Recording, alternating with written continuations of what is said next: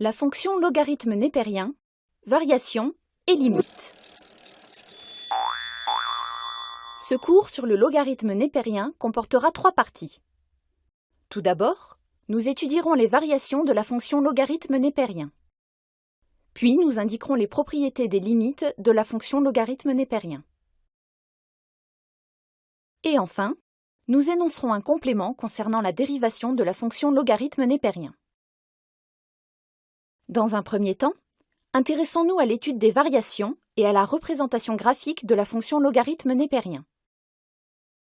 Commençons par l'étude des variations avec ce théorème. La fonction logarithme népérien est strictement croissante sur l'intervalle ouvert 0 plus l'infini.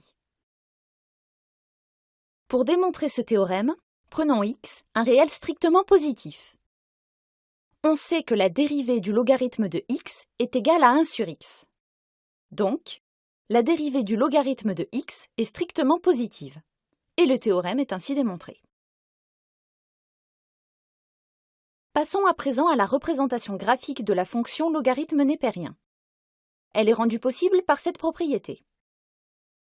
Dans un repère orthonormal du plan, les courbes représentatives des fonctions exponentielles et logarithme népérien sont symétriques par rapport à la droite d'équation y égale x. Démontrons cette affirmation. Soit x, un réel strictement positif. La courbe représentative de la fonction logarithme népérien sera appelée c logarithme et celle de la fonction exponentielle sera appelée c exponentielle. On prend L, un point de la courbe c logarithme et de coordonnées x, ln de x. L'ordonnée du point L est égale au logarithme de son abscisse. Réciproquement, l'exponentielle de l'ordonnée de L est égale à son abscisse. On en déduit le point E de coordonnées ln de x, x, qui est sur la courbe de l'exponentielle. Le vecteur EL a pour coordonnées x moins ln de x et ln de x moins x.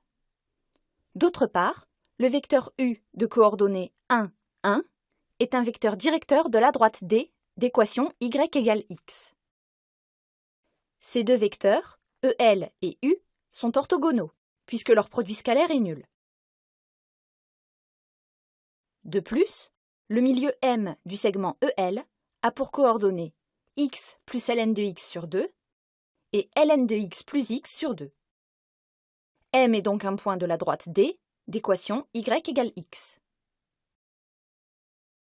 Ainsi, la courbe représentative de la fonction logarithme népérien et la courbe représentative de la fonction exponentielle sont bien symétriques par rapport à la droite d'équation y égale x. D'après ce qui précède, on peut donc construire la courbe de la fonction logarithme népérien à partir de celle de la fonction exponentielle. Pour cela, on prend plusieurs points sur la courbe représentative de la fonction exponentielle et on construit leur symétrique par rapport à la droite D d'équation y égale x. On obtient ainsi la courbe représentative de la fonction logarithme népérien. Et maintenant, intéressons-nous aux propriétés sur les limites de la fonction logarithme népérien. Commençons par étudier les limites de cette fonction logarithme népérien aux bornes de son domaine de définition. On dispose des propositions suivantes. Tout d'abord, P1 dit que la limite lorsque x tend vers plus l'infini de ln de x est plus l'infini. Puis, P2 dit que la limite lorsque x tend vers 0 de ln de x est moins l'infini. Démontrons ces deux affirmations. Pour P1, on doit démontrer que pour tout réel A, il existe un réel M rendant vraie la proposition suivante. Si x est strictement supérieur à m, alors ln de x est strictement supérieur à a. Prenons pour cela un réel A. ln de x est strictement supérieur à a équivaut à dire que x est strictement supérieur à e de a. Il suffit donc d'attribuer à m la valeur e de a, et on peut donc affirmer que pour tout réel a, il existe un réel m tel que si x est strictement supérieur à m, alors ln de x est strictement supérieur à a. Ce qui revient à dire que lorsque x tend vers plus l'infini, la limite de ln de x est plus l'infini. Pour P2, soit x un réel strictement positif. On a ln de x qui est égal à ln de 1 sur 1 sur x, qui est égal à moins ln de 1 sur x. Si on nomme grand X la fraction 1 sur x, quand x tend vers 0 tout en restant strictement positif, alors grand X tend vers plus l'infini.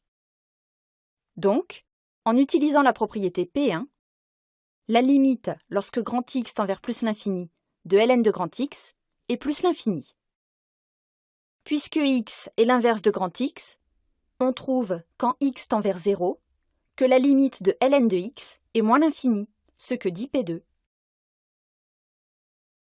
D'autres propriétés sur les limites de la fonction logarithme sont à connaître. P3 dit que lorsque h tend vers 0, la limite de ln de 1 plus h sur h est 1. P4 dit que lorsque x tend vers plus l'infini, la limite de ln de x sur x est 0. P5 dit que lorsque x tend vers 0, la limite de x fois ln de x est 0. Démontrons ces trois affirmations. Pour P3, on utilise la définition donnée en première S du nombre dérivé de la fonction logarithme népérien pour x égale 1. On a la dérivée de ln de 1 qui est égale à la limite lorsque h tend vers 0 de ln de 1 plus h moins ln de 1, le tout sur h. Ce qui est égal, lorsque h tend vers 0, à la limite de ln de 1 plus h sur h. Or, la dérivée de ln de 1 est égale à 1 sur 1, ce qui est égal à 1. D'où la propriété, lorsque h tend vers 0, la limite de ln de 1 plus h sur h est égale à 1. Pour P4, prenons un réel x et on pose grand X la valeur e de x. Donc, ln de grand X est égal à x.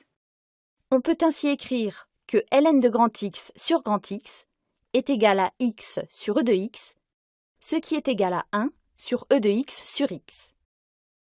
Or, lorsque x tend vers plus l'infini, la limite de e de x est plus l'infini, et la limite de e de x sur x est plus l'infini.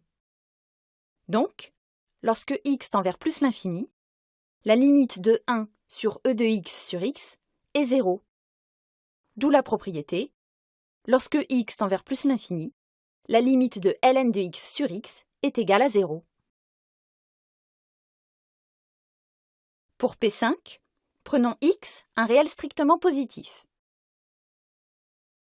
On a x multiplié par ln de x qui est égal à 1 sur 1 sur x multiplié par ln de 1 sur 1 sur x, ce qui est égal à moins ln de 1 sur x sur 1 sur x.